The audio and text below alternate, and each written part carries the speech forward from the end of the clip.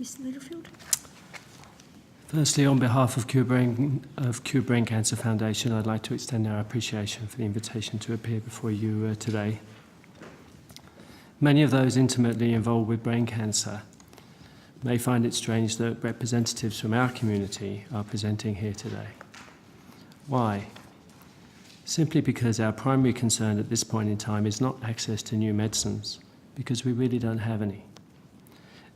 There is, in essence, only one medicine for brain cancer, and that's already available on the PBS, a big tick. Although we recently discovered that it only works on about 30% of patients. Obviously not ideal, but better than no drugs at all. Consider that for a second, though. One medicine for a disease which in Australia kills more children than any other, and more people under 40 than any other cancer. For a disease that, even with the standard of care treatment, kills the large majority of people within just 16 months. For a disease where the majority of children with DIPG, a brainstem glioma that I know some of you are familiar with, have only months to live.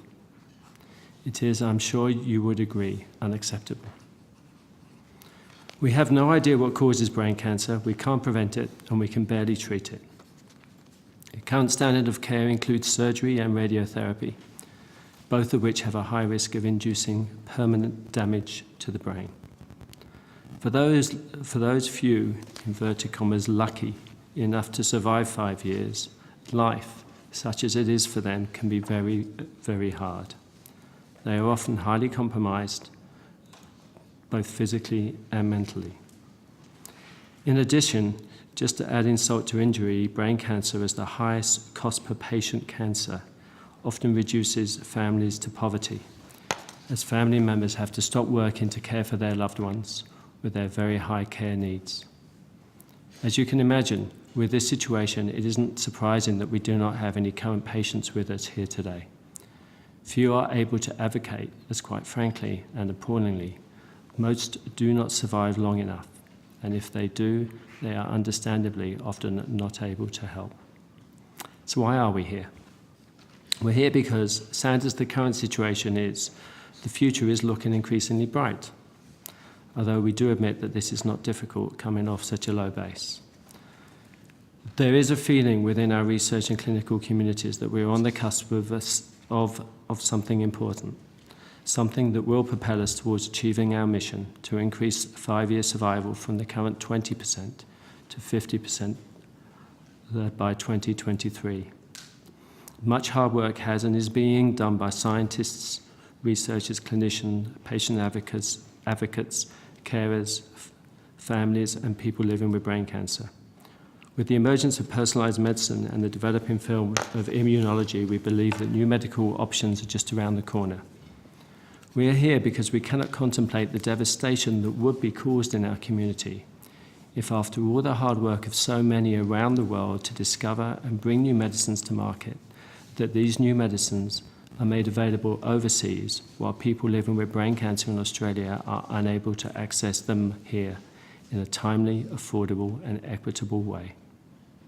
In essence, we want to avoid the situation where Australians with brain cancer are, in effect, condemned to death through lack of access to life-saving medicines, while those with brain cancer in Europe or the US are able to survive.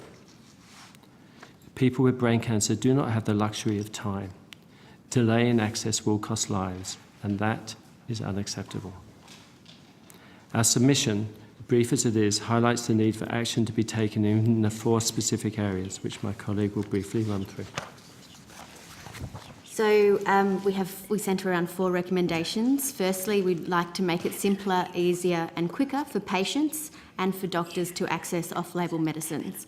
So as treatment methods are changing and they're moving to more of a pan-cancer approach, that is treating the body part where the cancer, not the body part where the cancer is, but treating the mutation through molecular profiling, we need new mechanisms of accessing drugs that may be available for cancer types. An example could be a mutation that is similar to in melanoma, and a melanoma drug may be suitable for a brain cancer patient. Secondly, we want to ensure significantly earlier access for people living with brain cancer to new drugs outside the clinical trial process. So when we do find something that does work in brain cancer, we want to ensure that it does arrive to Australian patients as quickly as possible.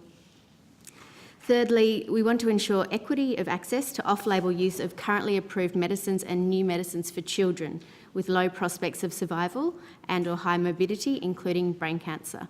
So children are often not allowed to enter these clinical trials because they must be tested on adults first. We believe that patients have a higher propensity to risk, and they should be able to access these clinical trials and new medications. And fourthly, brain cancer, there's in the UK and Germany, there's been the Early Access to Medicine scheme, and through the Promising Innovative Medicine status, a new drug called ICT-107, which is an immunotherapy, has been given, is able to be accessed by patients outside the clinical trial process in parallel while the clinical trial is happening. And that is the basis of our recommendations.